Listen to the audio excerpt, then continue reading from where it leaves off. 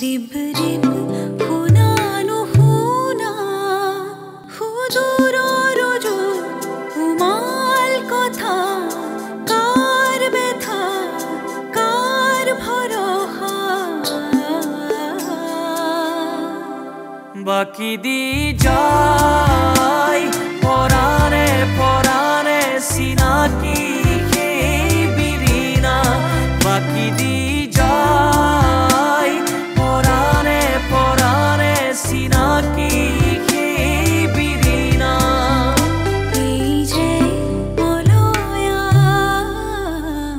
Rib rib हुना नुहुना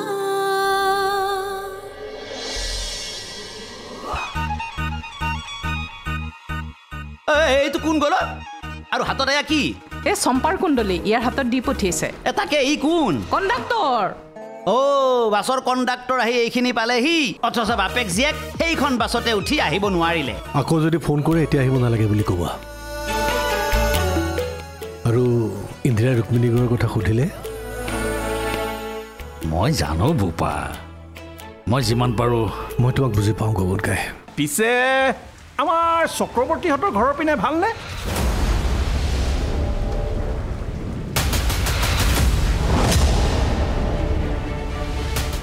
ভিন্দুৱে গৈ তাত একো উল্টা পুল্টা কৰা নাইতো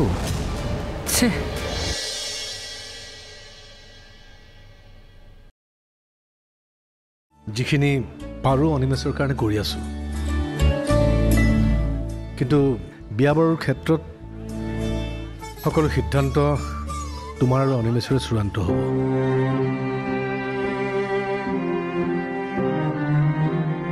আমাৰ বাবাৰ ক্ষেত্ৰত কি হ'ল তুমিতো দেখিছাই নহয় অভিভূপা সিদ্ধান্ত তোমালোকেই লোৱা তাৰ সিদ্ধান্তৰ ওপৰত এৰি দিওঁতে কি হ'ল দেখিলাহে নহয় হয় তেনেকুৱা হয়ে হোৱাটো একো অস্বাভাৱিক নহয় ডেকা বয়সত কেতিয়াবা সিহঁতে বহুত দূৰলৈ চাব নোৱাৰে সন্মুখত মৰিচিকাৰ দৰে যি দেখে তাকে খেদি ফুৰে সেইকাৰণেই কৈছো এবাৰ তোমালোকে তাক এৰি নিদিবা এৰি দিয়াৰ কথা অহা নাই গগন কাই কিন্তু তাৰ পচন্দওতো হ'ব লাগিব আৰু নাতি বোৱাৰী হ'ব তোমাৰ গতিকে তোমাৰতো পচন্দ হ'বই লাগিব মোৰ পচন্দ অপচন্দৰ কথা একো নাই অভিভূপা তোমালোকেই যি কৰা পংকজ থকা হ'লে অভিভূপা তোমাক সেই দায়িত্ব চাপি নিদিলোহেঁতেন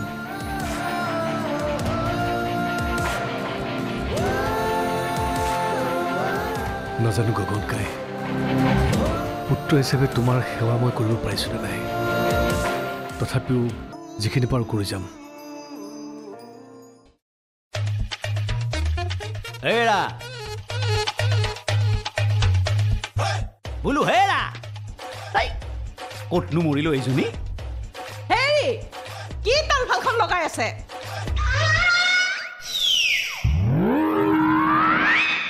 এৰা এই 4বাৰমান ক'লো এই মৰা মানুহো চিতাৰ পৰা উঠি আহিলেহেঁতেন তথাপি আমাৰ এই চাহ একাপ নাহে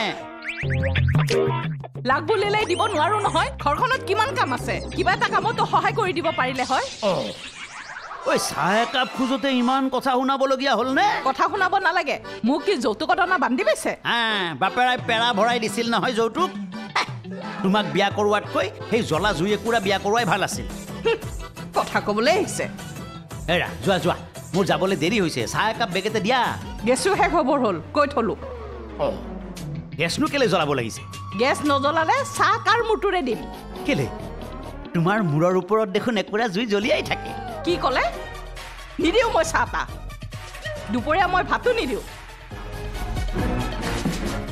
এৰা তুমি নিদিলেও এই শৰ্মা গণকৰ চাহ ভাতৰ আকাল নহয় মন্ত্ৰী এমএলএটো বাদ দিয়া স্বয়ং মুখ্যমন্ত্ৰীৰ ডাইনিং টেবুলতো এই শৰ্মা গণকক আদৰা বহুত মানুহ আছে যাওক যাওক তাতে চেলেকি থাককগে যাওক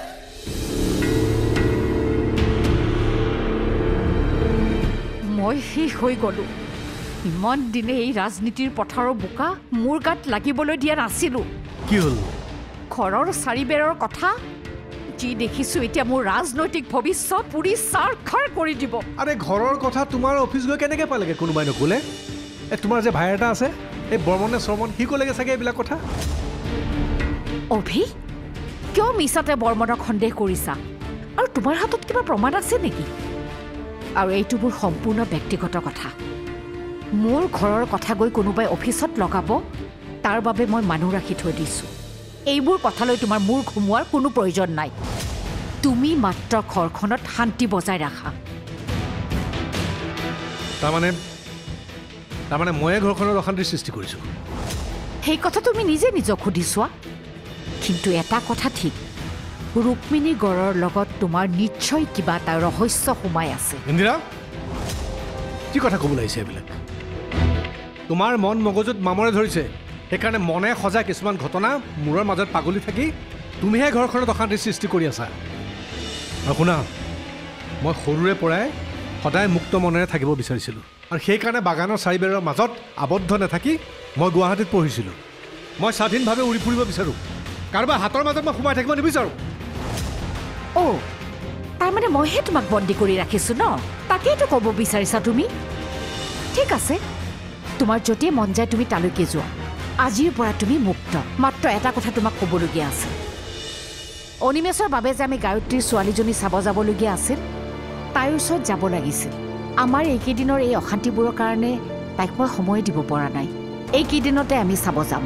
শুনা, বাবাৰ প্ৰতি মোৰ যি দায়িত্ব, অনিমেষৰ প্ৰতিও মোৰ সমানেই দায়িত্ব।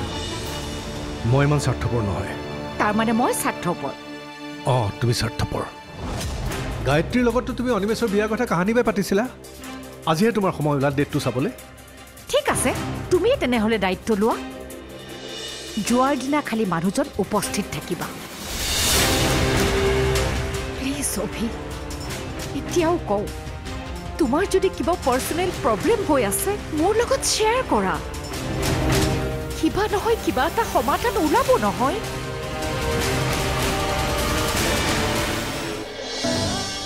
মোৰ ব্যৱসায়ৰ লগত মই তাক জড়িত কৰিব বিচাৰিছোঁ, আৰু আমেৰিকাৰ ব্যৱসায়খিনি গৌৰৱে চলাই থাকিব। প্ৰথমতে ৰুক্মিণী গড়ৰ বাগান, তাৰ পাছত আকৌ আমেৰিকাৰ ব্যৱসায়ৰ দায়িত্ব বেলেগক দিব খুজিছা। আজি হ'বলৈ মিটিং নাছিল, কাকো এণ্টাৰটেইনমেণ্ট দিবলগীয়াও নাছিল। নাই, আচলতে বিয় অহাৰ দিনাখনো নাছিল। আছিলে এখন, এই বিয় অহা বুলি আৰু মই মিটিংখন কেঞ্চেল কৰি দিলোঁ। পৰাণে পৰাণে চিনাকি বিৰিণা, পৰাণে পৰাণে চিনাকি বিৰিণা।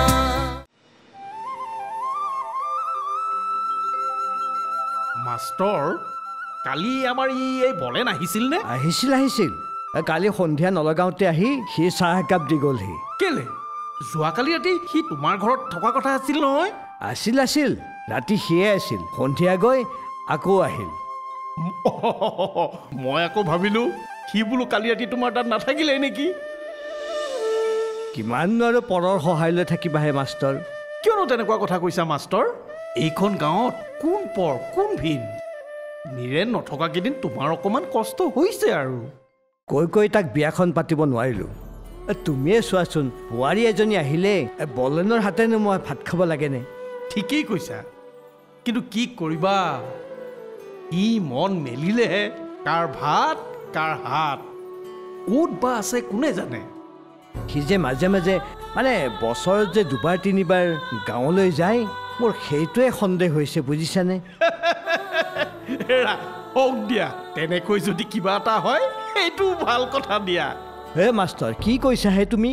শুনিছোঁ কাৰোবাৰ এৰাল খোৱা এজনী, লগত বোলেহে এমাহ ডিমা এহালো আছে। হয় নেকি?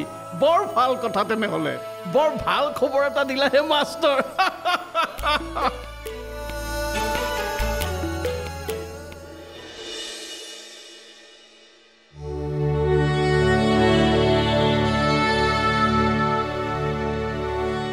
চাহ একাপ খাবা?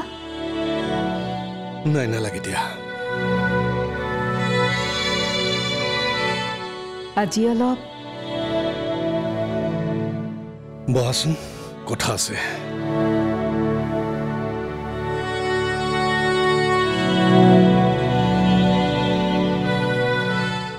আজি আকৌ কিহৰ কথা পাতিবলৈ আহিলা? তোমাৰ কথা মতে বাগানৰ মেনেজাৰ পোষ্টটো ৰিজাইন দিলোঁ। সেই কথাটোকে ৰেনেডিয়ে মোক বাৰে বাৰে সুধি আছে।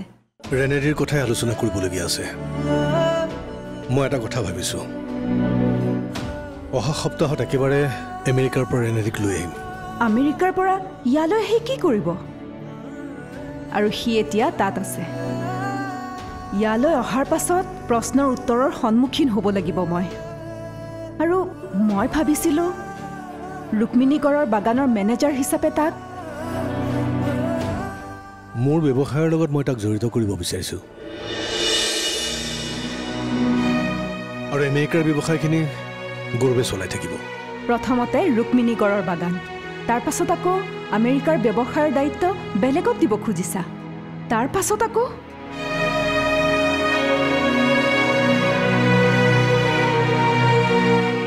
ৰেনেডিৰ কাৰণে মই খেত্ৰীৰ বাগানখন ল'ম বুলি ভাবিছিলোঁ, কিন্তু খেত্ৰীৰ বাগানখনৰ বিষয়ে ইন্দিৰা আৰু অনিমেষে গম পালে। গতিকে মই এতিয়া সেইখন লোৱাটো কেঞ্চেল কৰিছোঁ। মই গোলাঘাটৰ বেলেগ এখন বাগান আছে, সেইখন ল'ম বুলি ভাবিছোঁ, আৰু তাৰ দায়িত্ব ৰেনেডিকে দিম বুলি ভাবিছোঁ। তোমাক কথা এটা ক'ম বুলি ভাবিছোঁ। সম্পত্তি বাৰু হ'ব, কিন্তু ৰেনেডিৰ প্ৰশ্নৰ উত্তৰ মই কেতিয়া দিম? মোক অলপ সময় দিয়া পদ্মজা। সময়ে চাগে মোৰ হাতত নাই। ৰেনেডিৰ আহিব লগা ভৱিষ্যতটো মই গৈ থাকোঁ দিয়া। কি হ'ল? আজি ইমান সোনকালে যাবলৈ ওলালা? ভাত নোখোৱা? আজি নাখাওঁ দিয়া, গাটো বৰ ভাল লগা নাই, সোনকালে ঘৰ সোমাব লাগিব। যাওঁতে আকৌ এডভকেট বৰাৰ ঘৰত সোমাই যাব লাগিব। মই গৈ থাকোঁ দিয়া। ঠিক আছে।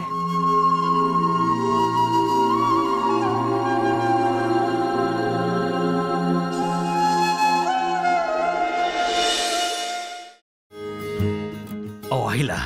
তোমালোকে ভাত খালা নেকি? মই খালোঁ, সেই বৰমনেহে খোৱা নাই। সি আকৌ সেই ৰুমতে চিনেমা চাই আছে। ইন্দিৰাই খালে নে নাই? নাই খোৱা। তাকে ৰুমত গ'লো নাইচোন, চাদৰ ওপৰলৈ গৈছে নেকি? তুমি তেনেহ'লে শুই যোৱা, আমি দুয়োটাই উলিয়াই খাম।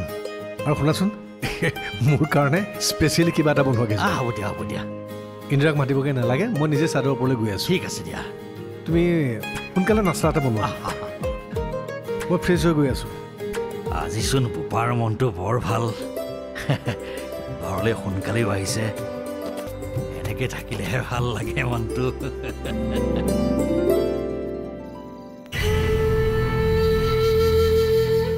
ইন্দিৰা আহিলা?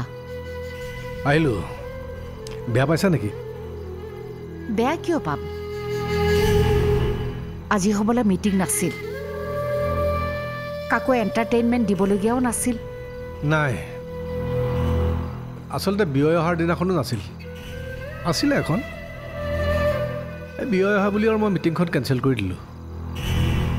কিন্তু পিছত আকৌ গৈ বহিব লগা হ'ল।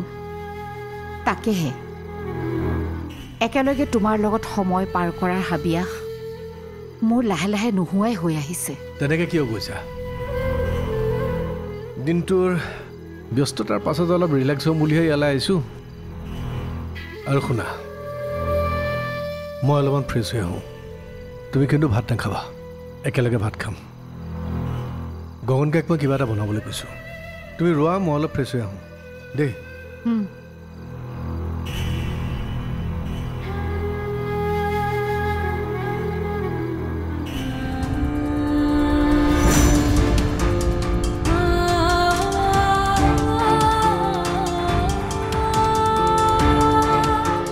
যি কৰা কৰি থাক, মোৰ কিন্তু অহংকাৰ নাই।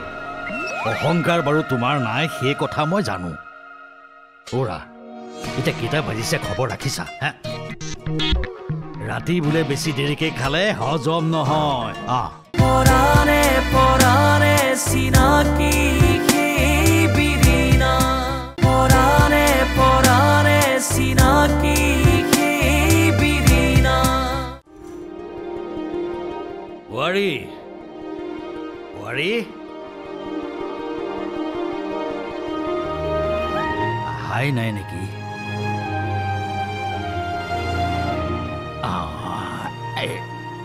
পোনাকে ফোন এটা কৰোঁ ৰ।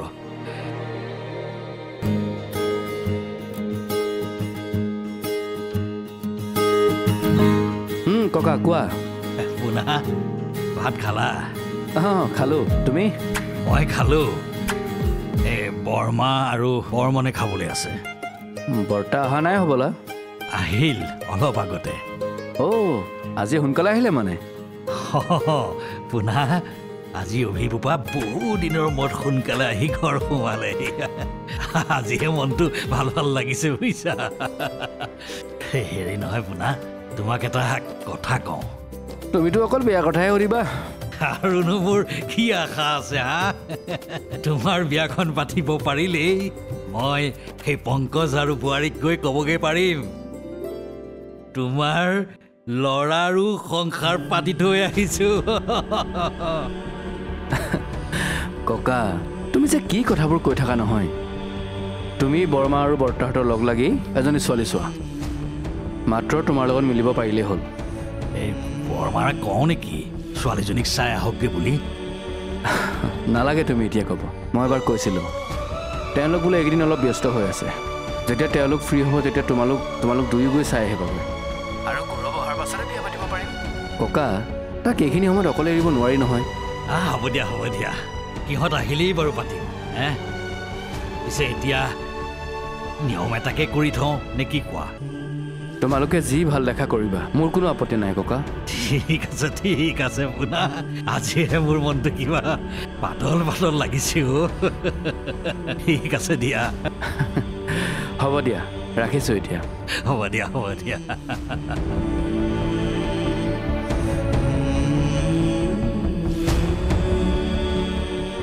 পুনাৰ বিয়াখনত যদি পংকজ আৰু বোৱাৰী থাকিলে হয় গম ভাল পালে হয়নে আৰু ৰুদ্ৰ ককাইদেউ থকা হ'লেতো কথাই নাই একেবাৰে নাচি থাকিলেহেঁতেন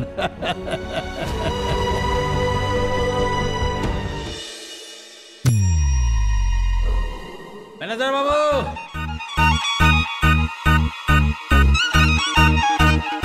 মেনেজাৰ বাবু চাউল খিজমুঠি গ্ৰহণ কৰক আৰু দেৰি হৈছে নহয় এই বচোন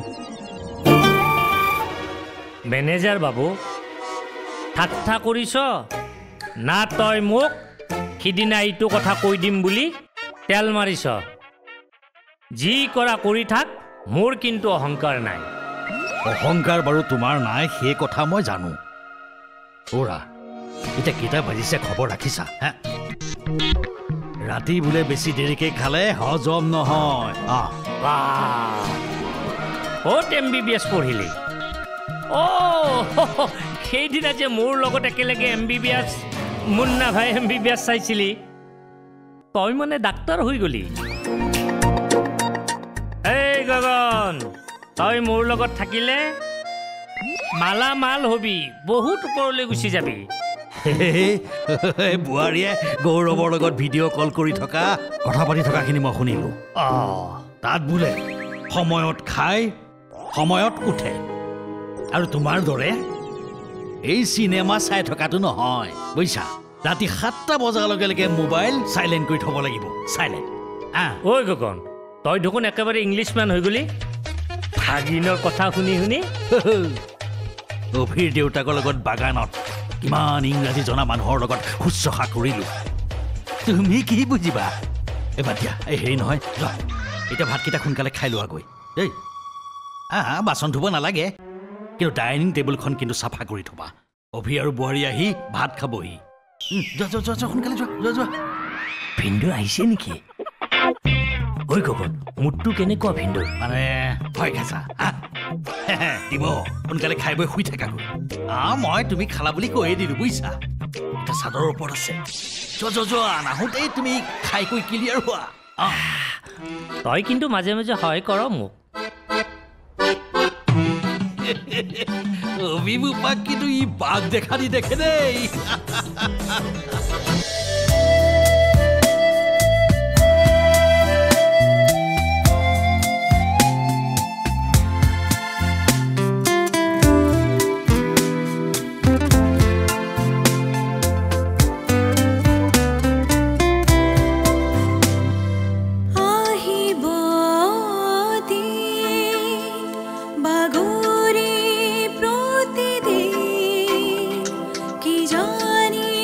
জানি